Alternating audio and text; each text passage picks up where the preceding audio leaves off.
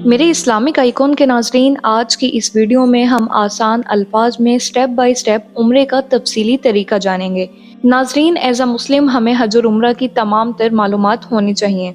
मेरे वो मुसलमान भाई और बहनें जो उम्रे का इरादा रखते हैं, उनके लिए ये वीडियो काफ़ी फ़ायदेमंद साबित होगी। नाज़रीन, उम्रे की अदायगी में सबसे बुनियादी तौर पर जिन चीज़ों को जहन में रखना ज़रूरी है वो 4 चीज़ें हैं, जिसको हर उम्रा अदा करने वाला मर्द हो या औरत हो, उन्हें लाजमी तौर पर अदा करना है। सबसे पहले एहराम।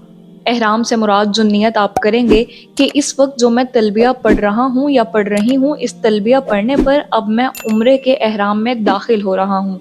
तो अब इसकी अदायगी का सिंपल तरीका ये है कि अगर मर्द है तो उसे चाहिए कि 2 धुली हुई चादरें एक के जरिए तहबंद बांधे और दूसरे को अपने जिस्म पर ओढ़े, और मर्द का एहराम की हालत में सर और चेहरा खुला रहेगा।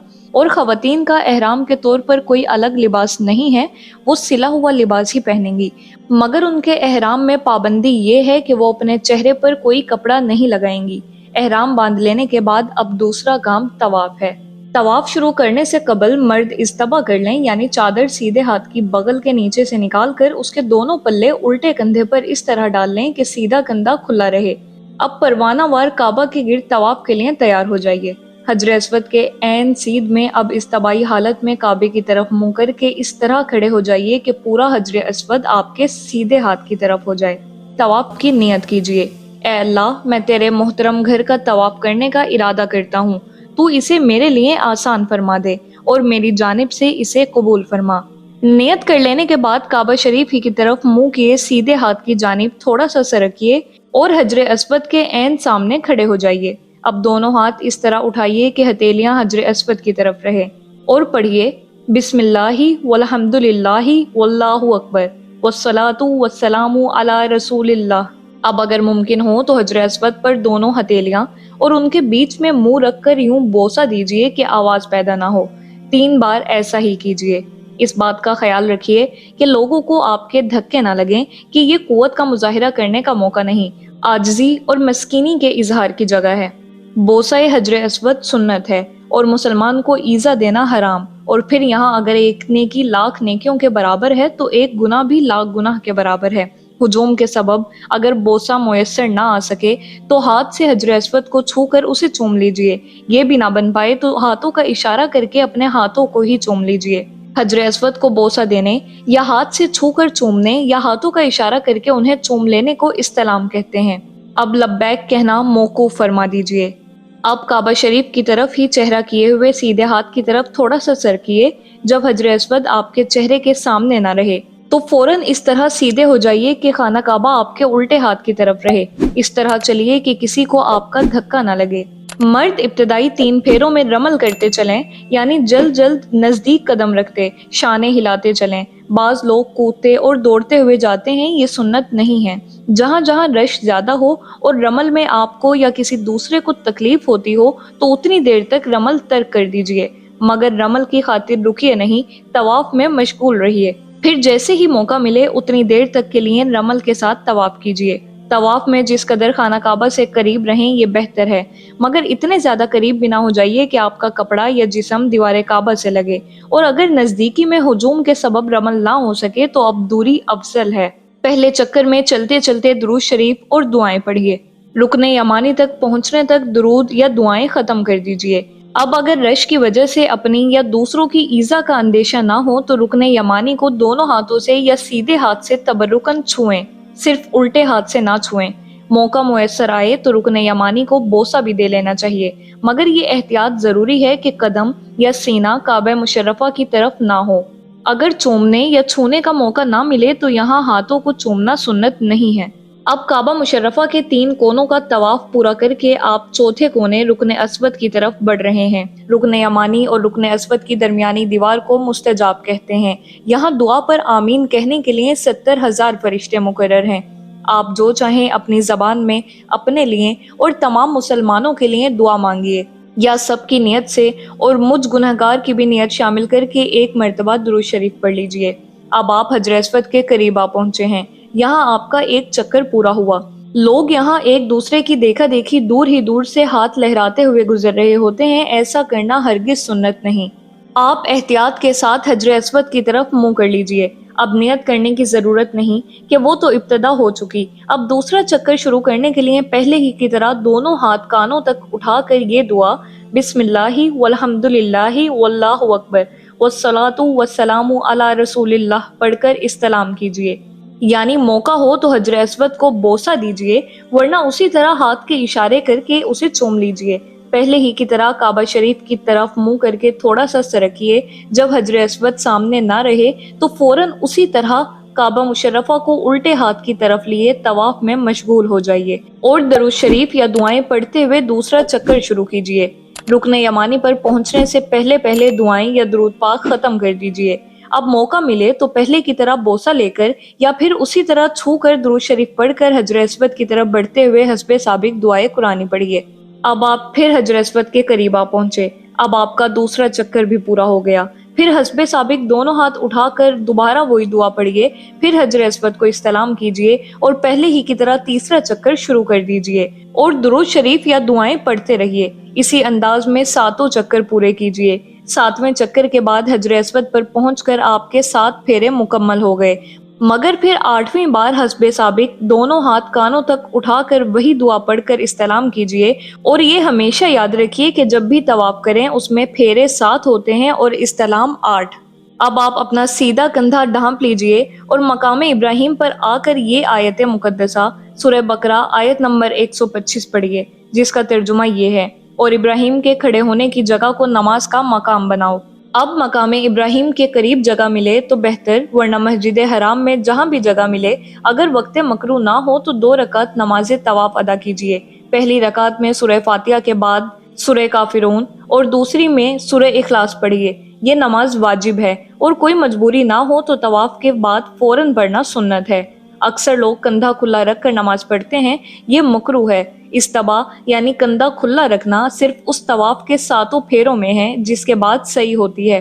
اگر وقت مکروہ داخل ہو گیا ہو تو بعد میں پڑھ لیجئے اور یاد رکھیے اس نماز کا پڑھنا لازمی ہے۔ نماز پڑھ کر مسنون دعائیں پڑھ لیجئے۔ نماز اور دعا سے فارغ ہو کر ملتزم سے لپٹ جائیے۔ دروازے کعبہ اور حجر اسود کے درمیانی حصے کو ملتزم کہتے ہیں۔ اس میں دروازہ کعبہ شامل نہیں۔ ملتزم سے کبھی سینہ لگائیے تو کبھی پیٹ، اس پر کبھی دایاں رخسار لگائیے تو کبھی بایاں رخسار رکھیے۔ اب دونوں ہاتھ سر سے اونچے کر کے دیوار مقدس پر پھیلائیے یا سیدھا ہاتھ دروازہ کعبہ کی طرف اور الٹا ہاتھ حجر اسود کی طرف پھیلائیے۔ نہایت عاجزی کے ساتھ گڑ گڑا کر اپنے پاک پروردگار سے اپنے لیے اور تمام امت کے لیے اپنی زبان میں دعا مانگیے کہ یہ مقام قبول ہے، اور درود شریف اور مسنون دعائیں بھی پڑھتے رہیے۔ یہاں ایک اہم مسئلہ سماعت کر لیجئے کہ ملتزم کے پاس نماز طواف کے بعد آنا اس طواف میں ہے جس کے بعد صحیح ہے، اور جس کے بعد صحیح نہ ہو، مثلا طواف نفل یا طواف الزیارہ، اس میں نماز سے پہلے ملتزم سے لپٹیے، پھر مقام ابراہیم کے پاس جا کر 2 رکعت نماز ادا کیجیے۔ اب آب زمزم پر آ کر اور قبلہ رو کھڑے کھڑے بسم اللہ الرحمن الرحیم پڑھ کر 3 سانس میں خوب پیٹ بھر کر پانی پیجیے۔ پینے کے بعد الحمدللہ کہیے۔ ہر بار کعبہ مشرفہ کی طرف نگاہ اٹھا کر دیکھ لیجیے۔ کچھ پانی جسم پر بھی ڈالیے، منہ، سر اور جسم پر اس سے مسح بھی کریں، مگر یہ احتیاط رکھیں کہ کوئی قطرہ زمین پر نہ گرے۔ سرکار مدینہ صلی اللہ تعالی علیہ وسلم کا فرمان ذیشان ہے: زمزم جس مقصد کے لیے پیا جائے وہ مقصد حاصل ہو جائے گا۔ اب اگر کوئی مجبوری یا تھکن وغیرہ نہ ہو تو ابھی، ورنہ آرام کر کے صفا اور مروہ میں سعی کرنے کے لیے تیار ہو جائیے۔ یاد رہے کہ سعی میں استباء یعنی کندھا کھلا رکھنا سنت نہیں ہے۔ اب سعی کے لیے حجر اسود کا پہلے ہی کی طرح دونوں ہاتھ کانوں تک اٹھا کر یہ دعا بسم اللہ والحمد للہ واللہ اکبر والصلاۃ والسلام علی رسول اللہ پڑھ کر استلام کیجیے۔ اب باب الصفا پر آئیے۔ کوہ صفا چونکہ مسجد حرام سے باہر واقع ہے اور ہمیشہ مسجد سے باہر نکلتے وقت الٹا پاؤں نکالنا سنت ہے، لہٰذا یہاں بھی پہلے الٹا پاؤں نکالیے اور حسب معمول مسجد سے باہر آنے کی دعا پڑھیے۔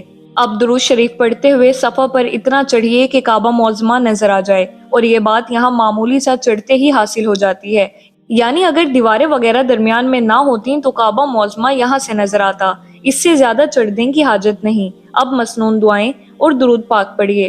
نا واقفیت کے سبب لوگ کعبہ شریف کی طرف ہتھیلیاں کرتے ہیں، بعض ہاتھ لہرا رہے ہوتے ہیں تو بعض 3 बार कानों तक हाथ उठाकर छोड़ देते हैं। ये सब गलत तरीके हैं। हस्बे मामूल दुआ की तरह हाथ कंधों तक उठाकर काबा मौजमा की तरफ मुंह किए इतनी देर तक दुआ मांगनी चाहिए जितनी देर में सूरह बकरा की 25 आयतों की तिलावत की जाए। खूब गिड़गिड़ा कर और रो रो कर दुआएं मांगिए कि ये कबूलियत का मकाम है। अपने लिए और तमाम मुसलमानों की खैरो भलाई के लिए और एहसाने अजीम होगा कि मुझ गुनाहगार की बेहिसाब मगफिरत के लिए भी दुआ मांगिए। अब दुरूद शरीफ पढ़कर कोहे सफा की दुआ पढ़िए। दुआ खत्म होने के बाद हाथ छोड़ दीजिए और दुरूद शरीफ पढ़कर सही की नियत अपने दिल में कर लीजिए, मगर जबान से भी कह लेना बेहतर है। मायनी जहन में रखते हुए इस तरह नियत कीजिए, ए अल्लाह, मैं तेरी रजा और खुशनुदी की खातिर सफा और मरवा के दरमियान सही के साथ चक्कर करने का इरादा कर रहा हूँ। तू इसे मेरे लिए आसान फरमा दे और मेरी तरफ से इसे कबूल फरमा। सफा से अब जिक्र दुरूद में मशगूल दरमियाना चाल चलते हुए जानिबे मरवा चलिए। जो ही पहला सब्ज मील आए, मर्द दौड़ना शुरू कर दें और सवार सवारी को तेज कर दें। यहाँ अगर रश ज्यादा हो तो थोड़ा रुक जाइए, जबकि रश कम होने की उम्मीद हो। दौड़ने में ये बात याद रखिए कि खुद को या किसी दूसरे को ईजा ना पहुंचे कि यहाँ दौड़ना सुन्नत है, जबकि किसी मुसलमान को ईजा देना हराम। इस दौरान खवातीन ना दौड़ें और अब मर्द हजरात दौड़ते हुए और खवातीन चलते हुए मसनून दुआएं और दुरूद पाक पढ़ते रहें। जब दूसरा सब्ज मील आए तो आहिस्ता हो जाएं और जानिबे मरवा चलते रहें। जब मरवा शरीफ आ जाए तो आप मामूली ऊंचाई पर चढ़िए, बल्कि उसके करीब जमीन पर खड़े होने से भी मरवा पर चढ़ना हो गया। यहाँ अगिरचा दीवारें वगैरह बन जाने के सबब काबा शरीफ नजर नहीं आता, मगर काबा मुशर्रफा की तरफ मुंह करके सफा की तरफ उतनी ही देर तक दुआ मांगिए। अब नियत करने की जरूरत नहीं कि वो तो पहले हो चुकी और ये एक फेरा हुआ। अब हस्बे साबिक दुआ पढ़ते हुए मरवा से जानिबे सफा चलिए और अब हस्बे मामूल मर्द दौड़ते हुए और खवातीन चलते हुए वही दुआएं पढ़ें। अब सफा पर पहुंचकर 2 फेरे पूरे हुए। इसी तरह सफा और मरवा के दरमियान चलते और दौड़ते जाइए। 7वां फेरा मरवा पर खत्म होगा। आपकी सही मुकम्मल हुई। अब हो सके तो मस्जिद हराम में 2 रकात नमाज नफिल अगर मुकरू वक्त ना हो तो अदा कर लीजिए। हमारे प्यारे आका सल्लल्लाहु ताला अलैहि वसल्लम ने सई के बाद मताफ के किनारे हजर अस्वद की सीध में 2 नफिल अदा फरमाए हैं। अब मर्द हलक करें यानी सर मुंडवाएं या तकसीर करें यानी बाल कुतरवाएं। तकसीर यानी कम से कम चौथाई सर के बाल उंगली के पोरे बराबर कटवाना है।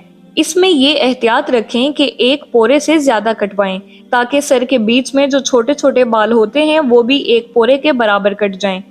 बाज लोग कैंची से चंद बाल काट लेते हैं। हनफियों के लिए ये तरीका बिल्कुल गलत है और इस तरह एहराम की पाबंदियां भी खत्म ना होंगी।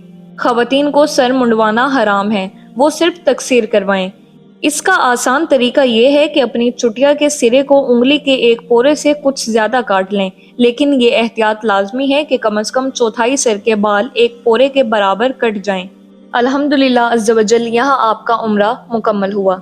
उम्मीद करती हूँ ये वीडियो आपको बेहद पसंद आई होगी। इसी तरह की मजीद मालूमाती वीडियोस के लिए हमारे साथ जुड़े रहिए।